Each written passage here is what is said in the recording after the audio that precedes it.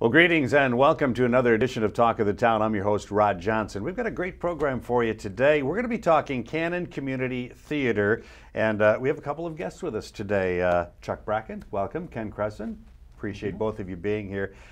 Chuck, let's first start talking a little bit about the history of the Canon Community Theater, because actually, you and I were talking before we got on the air, it goes back a few years where it was quite active, right? That's correct. It started primarily in early 70s, 1973, 74. Some local people, Marilyn Huseman, Marlene Willis, Florine Majerus, got together, wanted to put on productions, and got some other people to help, and they started doing some melodramas, and actually it was pretty successful. Went for a period of time, and I actually didn't get involved myself until the 90s, but I directed, up until this show coming up, 3 former shows. Okay. But actually, even before the 70s, there was an individual here in town, Mary Jo Johnson, and she was a member of the Tuesday Club back in the 50s, and she used to do some performing, singing, readings, and so forth, and that really kind of was a jump start for the people getting together for a theater group. So it sounds like there's some good history here. There is, Yeah. there is. Yeah. And what kind of venues did they use last year? Mainly, in the past, was it at the school typically? That had been one of the difficulties. Yeah. At the school, the community center, the West Wind Cafe, for those that remember the West Wind. Yes, I do. Now, here's a little bit of trivia. I directed 10 Little Indians, Agatha Christie, out in the Besa School. Really? Yeah, and that goes back to the year 2000. So that was doable. Yeah, I mean, we had to keep moving around. We even, Grandpa's Garage. Okay, sure. We did Harvey out at Grandpa's Garage, and I was one of the performers in that. So not only do I direct, but I like to act too. Yeah, So. Yeah. Well, it's exciting now. We have the history, and it was gone for a while, but now it's back. What were some of the factors in bringing Canon Community Theater back? Good question. Good question. It's kind of sat dormant for almost 10 years. I directed one of the last shows in 2004, Neil Simon show, Last of the Red Hot Lovers, and that was a dinner theater show down at Mill Street Tavern. And then it just kind of went away. I think people got a little, it was the same group of people, you kind of get burnt out. And it was about a year and a half ago, July of 2013. We had some leftover dollars and CDs, which were maturing, and something had to be done with these monies. So a meeting was called, and very poor attendance. Okay. And so the individual that called the meeting said, I don't think there's enough interest in Cannon Falls to support the theater. So at that point in time, they wanted to donate the money to the library fund. And when was this again? July of 2013. Okay, okay. And I attended the meeting, and I said, I'm going to be retiring in about 1 month. I have the interest, the energy, and willingness to keep this thing going. And so from there, another group of people wanted to form something a little bit bigger than just a community theater called the Canon Arts Board. Okay. So that was formed a little over a year ago, a group of 7 people on that committee, and so we kind of report up to the Arts Board. So that's kind of how it started, and actually I've been working on this show, the whole concept of getting the theater group back up and running for well over a year now. So, when you first started planning getting it back together, were you aware of the venue that this is going to be at, the Cannon River Winery? Because that's kind of a nice fit. It's an excellent fit. Not at the time. Okay. I just knew in my heart that I wanted to keep this thing going. Again, not knowing where, when, or how. And luckily, an individual that was in my last show 10 plus years ago, she started the communication with Maureen Maloney and John down at the Cannon River Winery. This was well before the event center opened, but we were still thinking about what if. Yeah. Once the event center opens, would it make sense to do dinner theater, live theater up in that space? So I had my initial meeting with Maureen. That was December of 2013. All right. Just talking about the logistics, how we're going to do it. And now here we are. We're a week and a half away from opening of The Odd Couple. Yeah, and for those that haven't been in that venue, boy, I mean, I've been up there for a couple of different events. It's going to be very nice. Yeah, they did it. It's top shelf. I mean, it's very classy. Actually, we're going to start set construction this weekend, so there's a lot of man hours, right, Ken? Ken's going to be helping out on the set construction too. Okay, well, good. Yeah, and we're going to talk about that too. First, though, you seem to have a passion for theater. You seem to enjoy it. What led to that? Do you have a strong background in that area? I do. I think what kind of jump-started for me was I got involved in high school, like a lot of people. I was in Arsenic and Old Lace in high school. And I did some community theater back in those years, the late, well, I guess I won't say the years. I'll date myself. But I did some community theater. I got drafted in the first lottery, went overseas to Germany, luckily. Actually did a show at the USO in Germany, Frankfurt. So I've been kind of acting and so forth for a while. Came back, got my degree in theater arts, and ultimately ended up teaching in Randolph for 2 years for speech and theater. So been involved with community theater for decades. Very active in the Hastings Community Theater. When my wife Jane Bracken taught elementary school here for 41 years. I think that's okay. I don't know if you want to cut that or not, but so we I've lived here for that long. But back then, I was trying to find a place to do theater, and Hastings had a community theater, so I directed like 4 shows there too. You mentioned recently retired, so now you've got extra time. Yeah, and I, just looking how many hours, man hours I put into this, I don't know how I did it when I was working full time. But you do it. You just do it. So now the Canon Community Theater is back. First one is going to be The Odd Couple. The Odd Couple. How and why did you choose that particular one? Well, I must admit that Neil Simon is one of my favorite playwrights. And actually, I brought a little book here of Neil Simon is considered one of America's greatest playwrights, most popular. He wrote this book called Rewrites, and he had a book signing 1996 up in St. Paul, and I went up and actually met him. So he not only autographed my book, but I had just closed directing Barefoot in the Park, a Neil Simon play, and I actually have an autograph on my program here too. So yeah, I've directed many of his shows. Now here's an interesting fact. For whatever it's worth, I was kind of on the fence. Should I or shouldn't I do The Odd Couple? You could build a case saying it's been overdone too many times, but it is so popular. When I went out online to pay the royalties for The Odd Couple, that website has a map showing how many theater groups are currently doing The Odd Couple. It's no less than 39 around the world. Around the world? Not just in the United States. Around the world, that show is still very popular.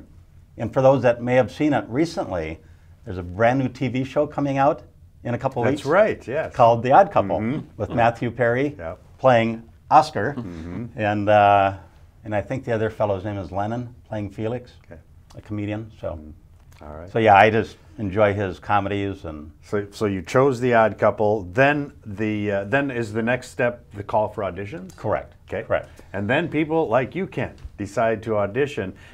What made you decide to want to audition, and what's your background? Do you have a background in acting and theater? Most of my background was in high school, so as an adult and a parent, I had 3 of my kids went through the high school here in Cannon Falls, and they all, especially my younger girls, did theater at the school. So, so I ended up doing mostly sets, but of course I enjoyed being there and watching the plays develop until they went into production.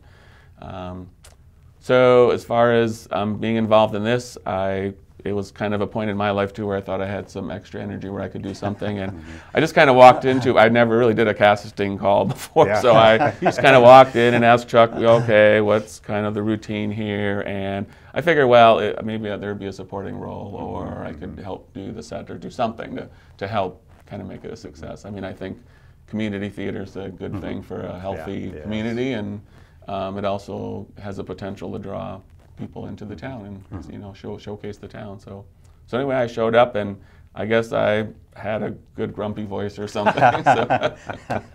I'm sure there's people that, and even me included, I see a call for auditions and go, wow, that kind of sounds like fun, but I have no experience. I was never in plays in school. And I'm sure there's a lot of people like that, but might have an interest. Yep. Do you suggest they come and audition anyway? Absolutely. Okay. Absolutely. So you don't have to be a seasoned actor. Not at all. Okay. Not at all. And most community theaters have that. You know, the backbone is the local folks, little acting experience, and then as you go through the rehearsals, that's how you develop your characterization. That's my role as a director, is to give some ideas as to how you can tweak that character and so forth. And and once it's in your blood, I tell you, it's tough to get it out. I mean, it just, and it's for those that haven't been on a stage to act, and once you start getting the immediate feedback from the audience, I mean, it's just, you can't explain it. Kind of hooks you. Yeah. And that's the difference between, now that I've done some movies, that's the difference between, movies where you do another take, a second take, third take. Yeah. It's live theater, and you can hear the responses from the audience, or maybe lack of responses. So Ken, you kind of mentioned, was this your first casting call or audition? Or? I don't even remember what they were like in high school. I think they just kind of picked someone. So yes, this is the first time. So how was Chuck? Was he easy on everybody, or what? I mean, what was it? What you expected, the audition? I don't know if I didn't really have any expectations. So no, I think he kind of, it was pretty. It wasn't a lot of pressure. Just try some different roles, get up with some different people. It seemed kind of new for most people there. And the other part about community theaters, you meet people that you know in town, and you sort of develop that sort of bond where you're cheering other people on, and it's not like competitive. Everyone wants everyone to get a part that fits them, right? So. And the other thing is now with the internet and Facebook and things, that it's easier to kind of email and connect with these people even during the week. And I get together with the Felix character, we just kind of hook up, and then we go kind of work too on things. So. And Chuck, you kind of look at the people auditioning and figure out who's best for what role. Correct. And I take a fair amount of notes and try a couple different things, and it has to be age appropriate. We did have one young actor audition, and initially got a role, but then his school work wasn't working out too well, and he kind of stepped out of that role. So, you have to visualize that person in that role, and here really the huge thing with this show, the two main characters, the chemistry has to be there. So you look for that. So we have Ken Crescent as Oscar. What about other people in the cast? Tell us about them, Felix and others, from the community that will be in this performance. Well, John Edel, who's Felix, some of the local people remember his father, Ivan Edel, was a principal in elementary school for many years, and he is, even though he has a somewhat normal day job, it's either banking or insurance or something. He's right on the borderline of having to join Screen Actors Guild. He does movies, he does commercials, and so forth. So he is a seasoned actor. The four poker players, I think 2 out of the 4 have really done no acting. That's where I was recruiting. One actually, and I think I told you we put audition notices in the Entertainment Guide. He's actually a policeman from Farmington. Really? And saw the ad in the Entertainment Guide. So granted, it would have been nice to get dozens and dozens, but we got one, and he's in the show. Nice. So great. Yeah. So, as a policeman. As a policeman, Perfect. Typecasting. Yeah. And then the 2 gals who play the Pigeon Sisters are just spectacular. 2 gals from town here. One, whatever it's worth, I work out at Snap Fitness 3 days a week, and and she does at the same time along with others, but I was just joking. I said, I need 2 actresses, and let's say we don't get enough showing up for auditions, would you be interested? Because she does stuff at church, St. Asker's, skits and so forth. And she said, boy, our travel itinerary is pretty heavy. We'll work around your itinerary. So she's in it, and then Susie Reingenson is the other Pigeon sister, and They're from London, Really? so they have to have a British accent, Okay. and they have that already. And I don't want to give too much away because you might want to buy a ticket, but we're keeping it at the original era. What's interesting about this show, it was first produced 50 years ago next month Really? on Broadway. Okay. So it's the middle of the 60s, and we're keeping it at that era. So you'll have to come up, buy a ticket, and see the Pigeon Sisters with their costumes. All right. It's something to see. All right. So You mentioned, people with busy schedules working Sure. around it. How time-consuming is this? Now, I mean, you had auditions in mid-December, you Correct. said, okay? So Yep. you choose the cast. Yep. Kind of give us a feel for then what happens, because you've got to rehearse. I mean, how much time do you spend getting ready for this? Well, obviously, I let the holidays get done. Okay. Christmas, New Year's, and all that. And we started actually January 5th, a Monday. And the first 4 weeks are Monday through Thursday, a couple hours a night. The high school's been very nice about letting us use their auditorium, which is perfect. Oh, yeah, nice. So nice facility. Now it's getting down to crunch time. Now the 2-hour rehearsals, that's a thing of the past. We're more into the 3-hour rehearsals. So it's going to be pretty hectic the next week and a half. So The dates for the performance, and Yep. everyone is going to be at the Canon River Winery, right? Correct, All of them? correct, yep. February 13th, 14th, 20th, and 21st at 6:30, is that right? correct. Those are the evening And performances. then you have a couple of noon performances. Is that on a Sunday? Sunday, then? yep. Okay, and Yep. that would be the 15th and 22nd. I Correct. believe, Yep. Okay. Yep. And we're tracking it. It's on Eventbrite is how you order your tickets Okay. online. Familiar with that? And we're tracking it daily. And we had a real nice surge from yesterday to today. Okay. So I really encourage you to not wait too much longer because we could be sold out. I was going to bring that up. How many people, I mean, comfortably can you, or how many tickets will you sell for a performance? Well, we've got it locked in at 160 per performance. They can get more up there, but because of the stage placement and sight lines and so forth, that's the maximum tickets we're going to sell. 160 per performance. per performance. So And get your tickets. Yeah. Ken, it sounded like you've been helping kind of with the staging and stuff too. What kind of a setup? Give us a little idea so we can kind of visualize what setup will be upstairs of the winery there. Well, it's going to be more intimate than maybe like the normal setups are. So normally the stage might have been longer and wider, and here it'll be a little more projecting into the room, so the room's going to be kind of squashed and coming out. And it's going to be a smaller set, so it's been kind of creative for us to do the blocking on a smaller set without all the different rooms of the set originally. But the play is kind of simple. It's in one room. Everything happens in the apartment room. So kind of reduce some of the complexity. There's a table and a couch and some chairs and kitchen and some rooms in back. But A messy room. yeah, very, This guy's a messy guy. So, it's interesting to do it. It's a more intimate setting than normally in a stage where you would set set them way back. Of course, the advantages on a big stage. I was going to say, in a way, that's a good thing. A smaller, intimate. It's kind of nicer Yes. for the audience. Yeah, there'll be many scenes when Oscar, Felix, or someone is sitting at the chair at the phone and someone's at a table 5 feet away, right? Yeah, so it'll be very interesting. And Chuck, people that get tickets and attend, I would imagine you'll have tables set up. The meal, I mean, you get a meal, right? Correct. Every Correct. performance, you're served a meal. Yep. So we're it'll be using- like a dinner theater. Yep. Canon River Catering Company Okay. / Nick's Yeah, Diner. Nick's Diner, yeah. Is doing the catering, and we've selected 3 menu items, and the individuals can order those online. And we're trying to keep local businesses: yeah. Ferndale turkey, Thousand Hills brisket, and then vegetable pasta.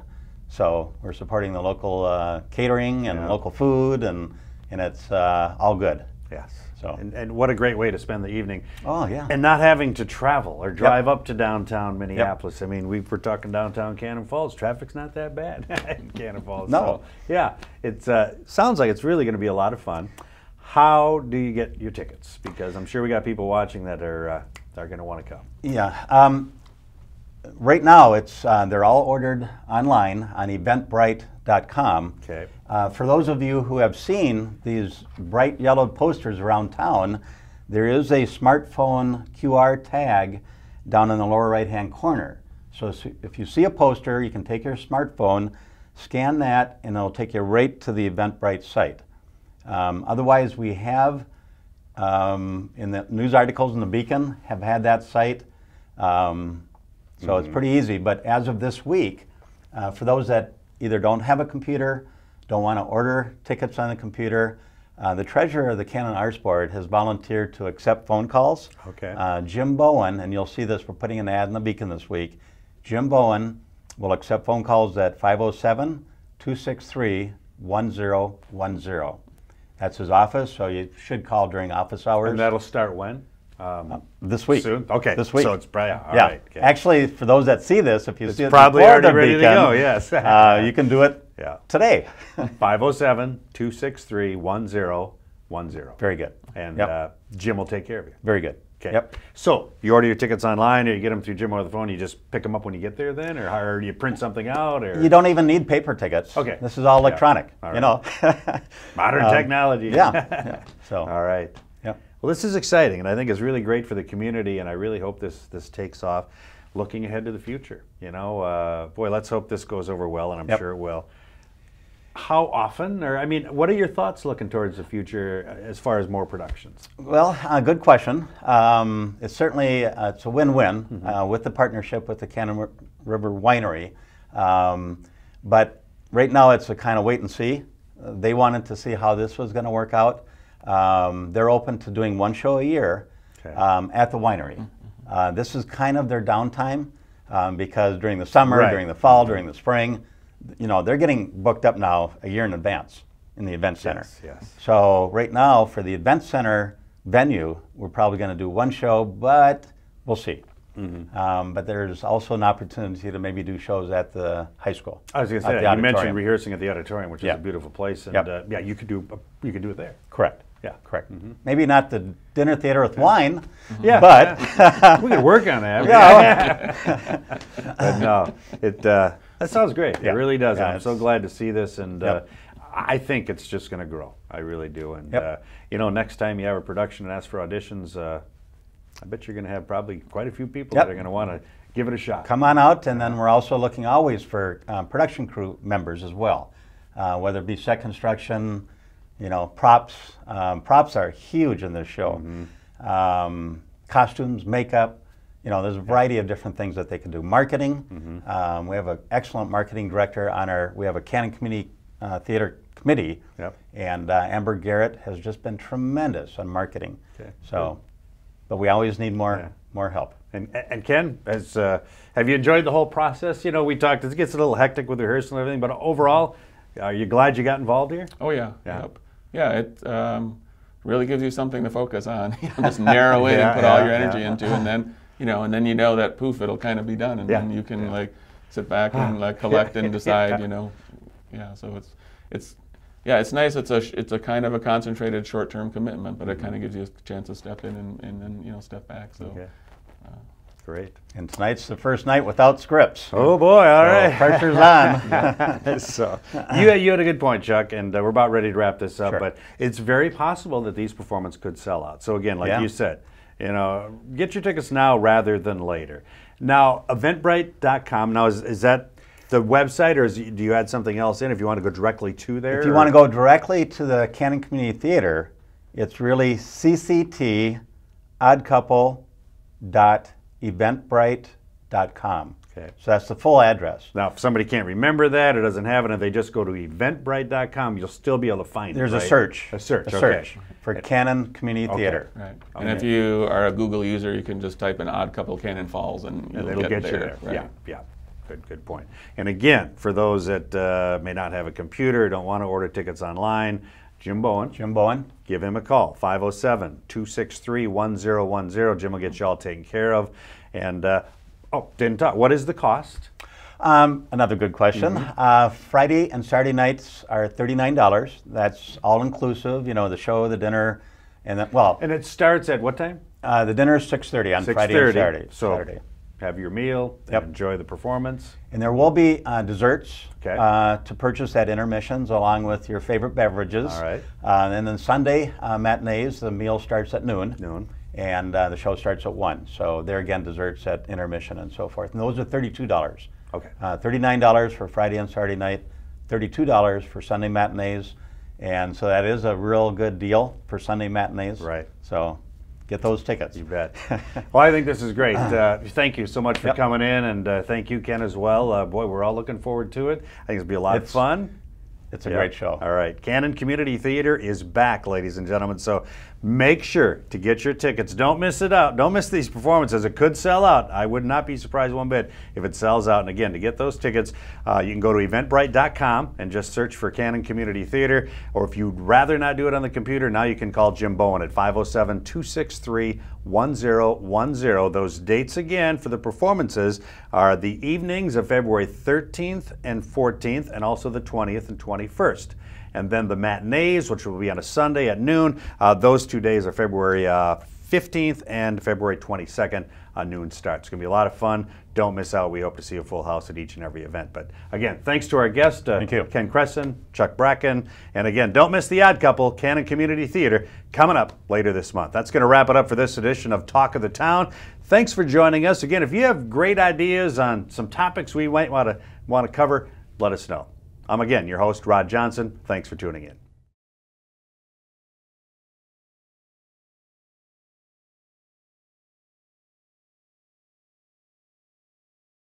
We really need to do something unique with the arts in Cannon Falls, since we hear rumors. He said, this is what our community needs.